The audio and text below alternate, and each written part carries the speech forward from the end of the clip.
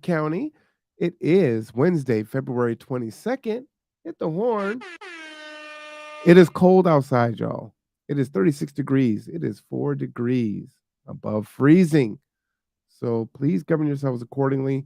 I'm going to give you some information on that in just a minute, but I wanted to bring our guest on. Oh, I don't even know what she is a guest. I would say she's a co-host because every Wednesday Katie is here. So let's bring Katie on up. How are you doing, Katie? Doing good, Marwan. I Um, think that's way more appropriate, right? You're not a guest. You're a co-host. well, I was just thinking about saying doing good too. My husband always says if you say doing good, no, Superman does good. We're doing well. I think you do good also. Superman Thanks, does good. Marwan. You're doing I'm well. interested to hear about how transportation is going for the severe weather shelters. I really enjoyed Kirsten's overview of that program. I feel so enlightened, and I've been sharing that with staff and things like that. So I'm excited. Well, you know what? I'm glad that you brought that up. Uh, the severe weather shelters are open tonight, so free transportation to the shelters. Folks just need to call 211 or they can call G2 directly at 360-373-3000. I will say I will come to you every day and let you know when the shelters are going to be open because we have to wait to make sure that there's enough staffing to open the shelter. But these temperatures are going to be this way for the next 4 or 5 days. So should there be staffing, you could probably expect the shelters to be open for the next 3 or 4 nights for sure. But they are definitely officially open this evening. And to answer your question, Katie, we did not take one person to the shelter yesterday, Hmm. and that is horrible. That is horrible, horrible, horrible. And so we need the public's help in getting the word out. It's 3 o'clock now. Usually the word comes out at 1 p.m. and then it's disseminated, right? So if folks that would take advantage of the shelter don't have the text alerts on their phone, then they would only hear from it. Like, let's say if they go in for lunch at Salvation Army would tell them. But if they're not coming in different locations where they're going to hear that information, they don't get it. And so it's really unfortunate. So any of the agencies that are out there that are working with our unhoused population, please let them know because we're here, we're ready. We can get everybody to the shelters. Doesn't matter where. Thank you. I think we always need reminders, right? It's easy to say, oh, I already said that once. Hmm. But keeping it top of mind is so important because things change so often. So I think we all need reminders. Hearing it in different places is always a great technique. Talk often, talk intentionally, and here we are. So Absolutely. And you can bring uh, your belongings with you, up to a level. So I think some of the challenges are that this is everything that a person owns, and if it's too much stuff, tents and everything else, it's like, well, I can't take it. So they'll choose to stay. Well, I won't say it's a choice, right? It's like it's not an option. So I want to rephrase that. But for people that don't have a lot of things, it we can transport those things. Um, so don't let that be the reason why you don't get sheltered for the evening. So, and not only do we take you there in the evening, but in the morning we take you where you want to go. So you may want to go to a different spot in the morning than where you were from in the afternoon, and so that's okay too. So I don't think I talk about that too much. well, we talked about maybe keeping this podcast short today because it's just the two of us. That's just the But two of us. We can make it if we try. Just the two of us. well, we could sing the whole time. That would work. I think there's a lot of updates that were shared in the coalition meeting last week. It was a long meeting. I didn't have a chance to join, but I saw that it was a 2-hour recording. So it's a very busy meeting. A great update from Jason Driver from the library and from Kirsten Jewell about the state of housing and homelessness and what the county's role is. Again, I think that's a great video and it to kind of refer to as far as the county's role. They have a, a very specific role that we could take advantage of as cities, as organizations. So it's nice to always hear it again, top of mind. It doesn't matter how many times we hear it. Sometimes we just need to hear it a lot. So. And what I will do is I will put that in the description of this video and link to that video so folks have access to that. Also, always want to let agencies know if you have not joined Kitsap Housing and Homeless Coalition. Really easy to do that. I'm going to go ahead and pull their website up.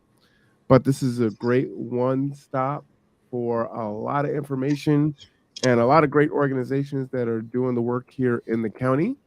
Let me accept these cookies because I love cookies. And you can see, like, hey, the Kitsap County Severe Weather Shelter. Find out more. Resource guide, which is great. And you can download the resource guide, which is awesome. So they've really done a lot of work to make this a one stop to get all the information that you need. Free meals, little blue pantries, the Salvation Army meal poster. So please take advantage of this. And then, of course, the videos are there for the conduit. And this is where you can sign up for the mailing list, which is how you can get the most up-to-date resources.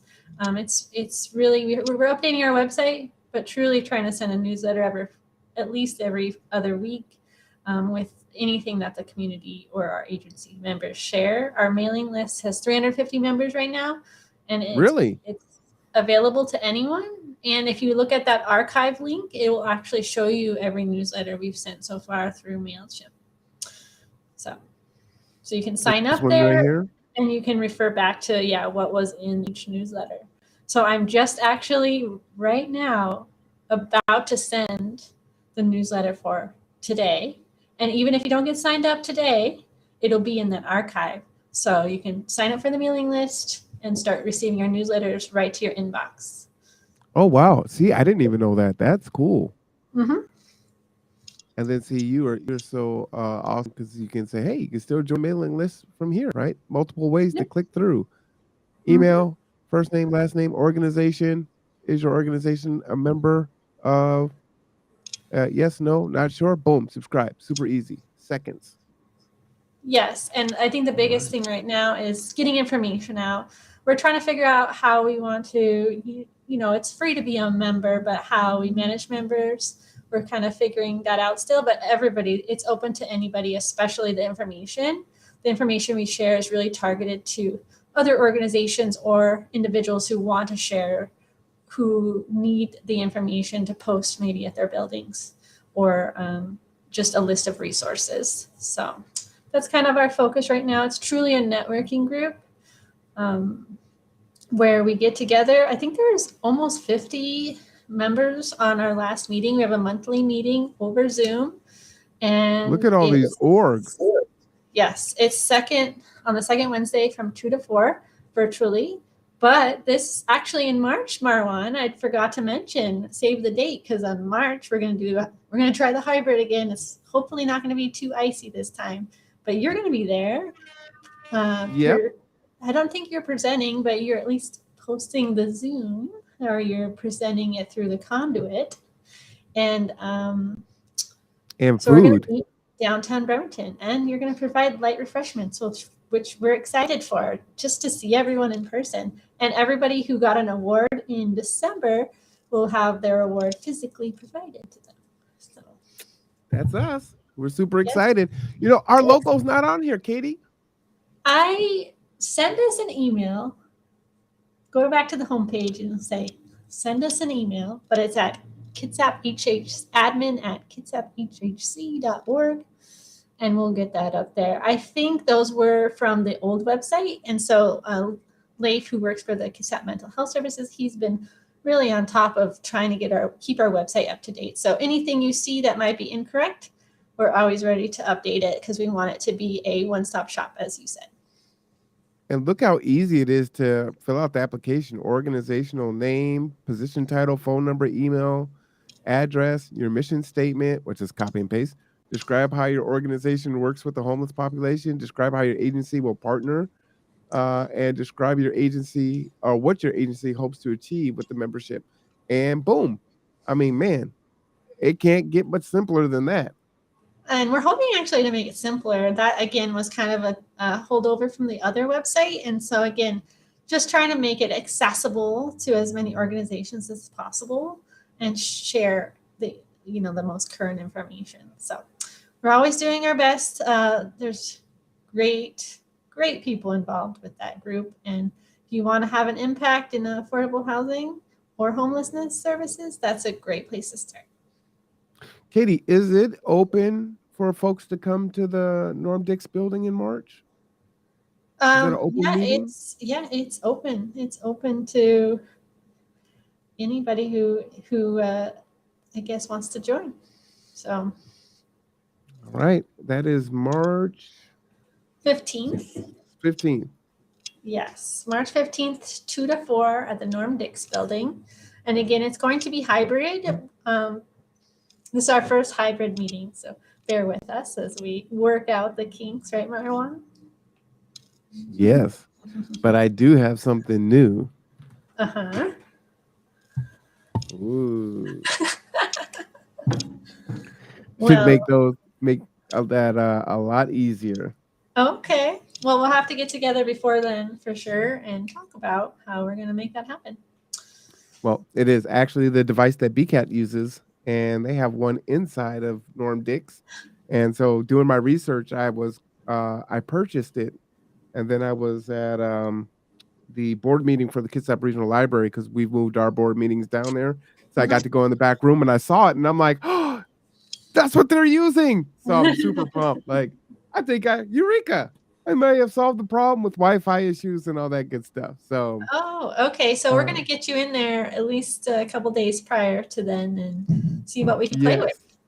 Well, and this should allow us to do events outside and whatnot. So what it does is it takes like a hardline signal, a Wi-Fi signal, and two hotspots. It binds them together, and then it sends the signal out so that you have a stronger signal.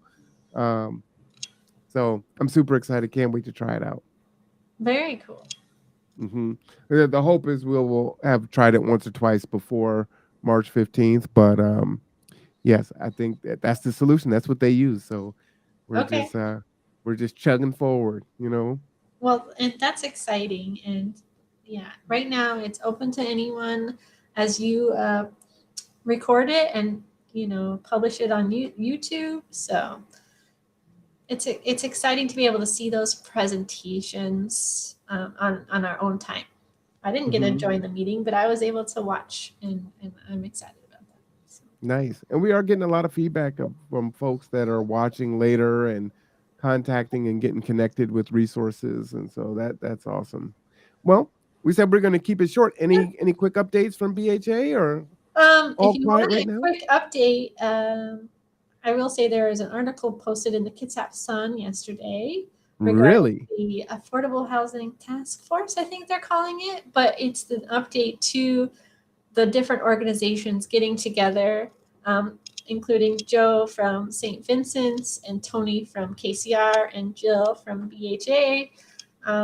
But there's, I think, 65 or something members of this possible task force.